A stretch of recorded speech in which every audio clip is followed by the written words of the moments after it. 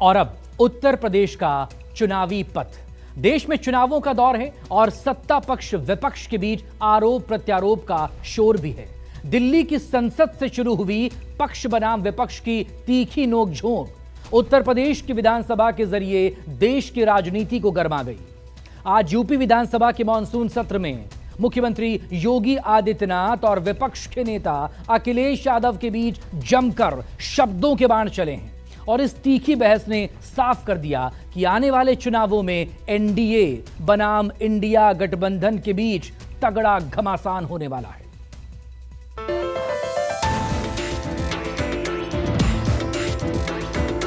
इन चार से पहचाने जाते हैं भाजपाई, नफरत, भ्रष्टाचार, बेरोजगार और महंगाई।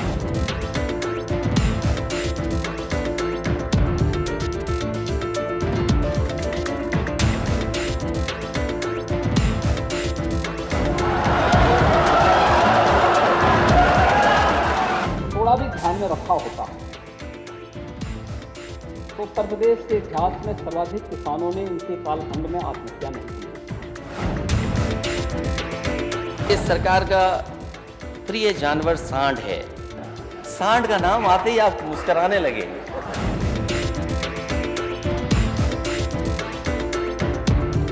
हमारे लिए तो प्रिय है ही, हम तो नंदी के रूप में पूजा करते हैं सांड को। शिवपाल जी क्या आप नहीं करते हैं? क्या करते हैं ना? तो कुछ तो समझाया करो।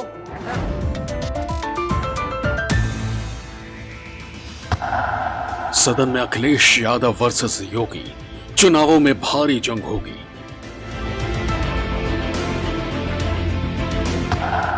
दो 2024 से पहले उपचुनाव का रण यूपी से होकर निकलेगा किसका रथ?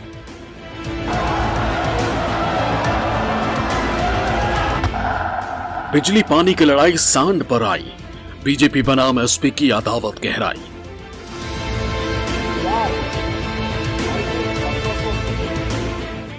देश की संसद में पीएम मोदी के भाषण ने विपक्ष को चारों खाने चित्त कर दिया।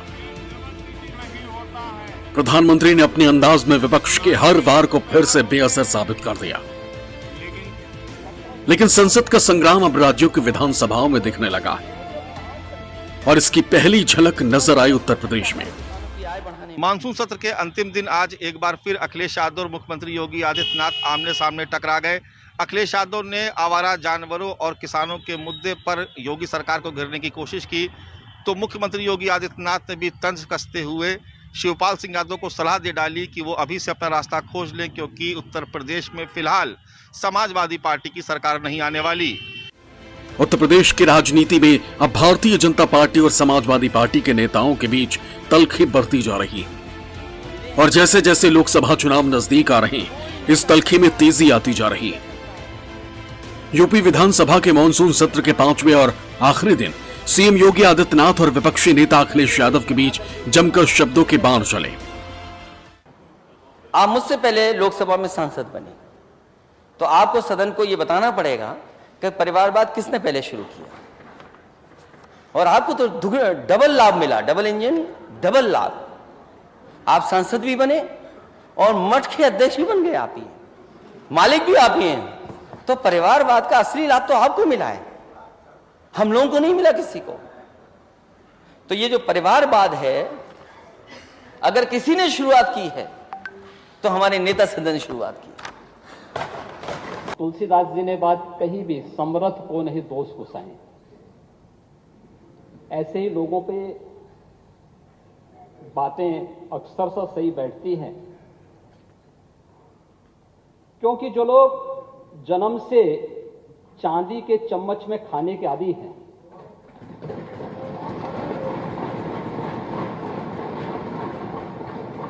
वे गरीब की समस्या को क्या समझेंगे?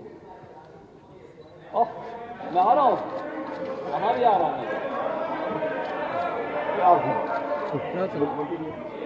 वे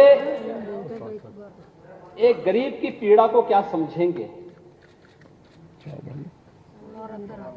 एक किसान की पीड़ा को क्या समझेंगे? एक दलित की पीड़ा को भी क्या समझेंगे? और अति पिछड़ों और पिछड़ों के साथ क्या इन्होंने व्यवहार किया था, किसी से छुपा हुआ नहीं। विधानसभा में संसद वाली गर्मी और तलखी जारी रही। यूपी की सियासत से देश की सत्ता पर काबिज होने की ख्वाहिश सजाने वाले इंडिया अलायंस के अखिलेश ने यूपी की बदहाली और कानून व्यवस्था पर सवाल दागा, तो बुलडोजर के जोर से प्रदेश की अलग पहचान बनाने वाले सीएम योगी ने भी अखिलेश के खरे सवालों का करारा जवाब दिया। और जो घटनाएं कानून व्यवस्था पे जीरो टॉलरेंस की बात करने वाले लोग, जीरो टॉलरेंस की बात करने वाले लोग, उनके पार्टी के लीडर्स क्या कर रहे हैं? कितनी घटनाएं हैं उत्तर प्रदेश में। एनसीआरबी का आंकड़ा देख लीजिए आप।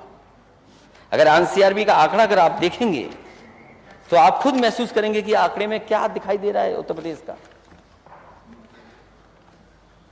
दलितों के, पिछड़ों पर सबसे ज्यादा अन्याय, साइबर क्राइम में सबसे ज्यादा आगे, कस्टोडियल डेथ में सबसे आगे हम लोग बढ़ रहे हैं, और महिला पे अपराध सबसे ज्यादा। और फिर कैसे आपसे उम्मीद करें न्याय की? उत्तर प्रदेश की कानून व्यवस्था के बारे में चर्चा कर रहे थे। एनसीआरबी के ही आंकड़े में आपको बता रहा हूं। डकैती में लगभग 80% की कमी आई है। लूट में लगभग 69% की कमी आई है। हत्या में लगभग 40% की कमी आई है। हमारी सरकार है कि हरेक को सुरक्षा दे रही, किसी के साथ भेदभाव नहीं। यही सरकार है कि और संवाद बनाती है, सड़कों पे कोई नमाज नहीं होती है। प्रदेश में शांति और सौहार्द है और कहीं कोई दिक्कत किसी को नहीं।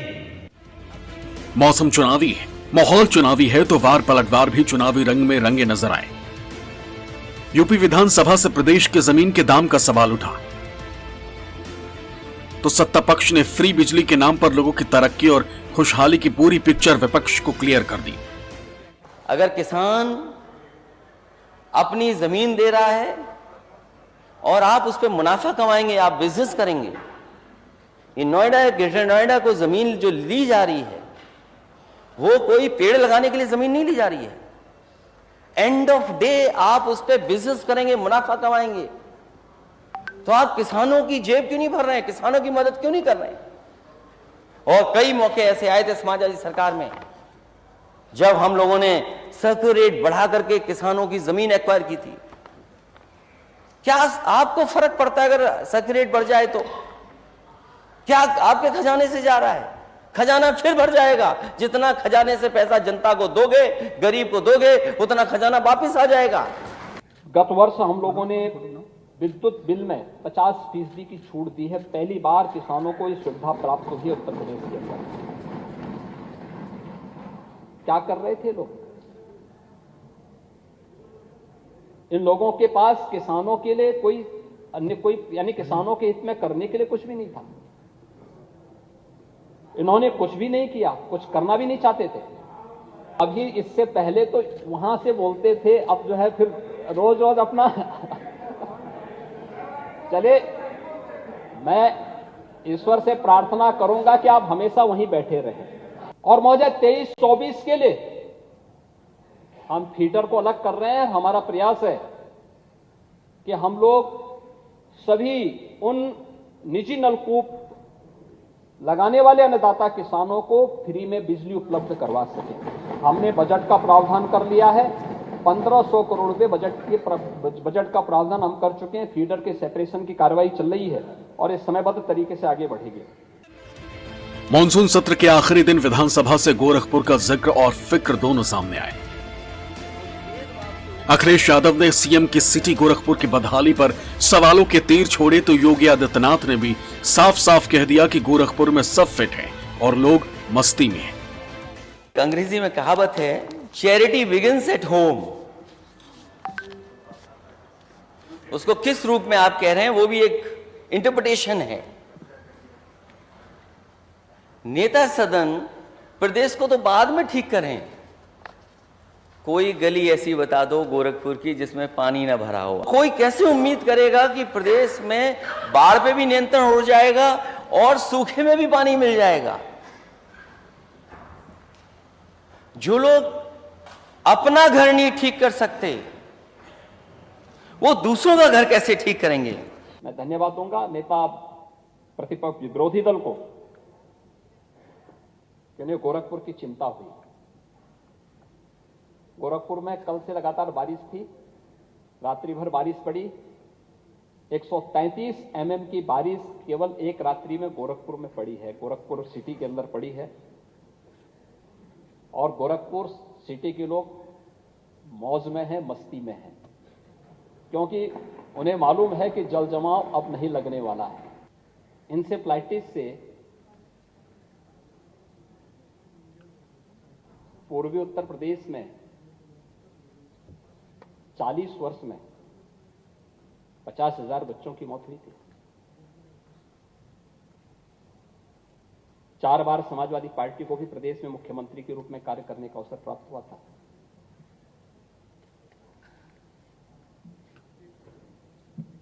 नब्बे फीसदी जो बच्चे थे मरने वाले, जो असमय काल कलवित हुए, वे दलित, अल्पसंख्यक और अति पिछड़ी जाति के थे। क्या यहां पीडीए नहीं था क्या?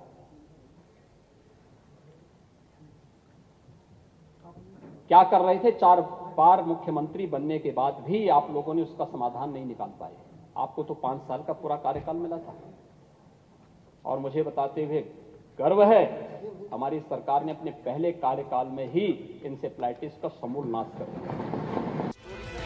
विधानसभा की बहस सांड तक भी पहुंची। दरअसल समाजवादी प्रमुख अखिलेश ने छुट्टा जानवरों की समस्या को लेकर प्रदेश सरकार को घेरते हुए कहा कि सरकार का प्रिय जानवर सांड है।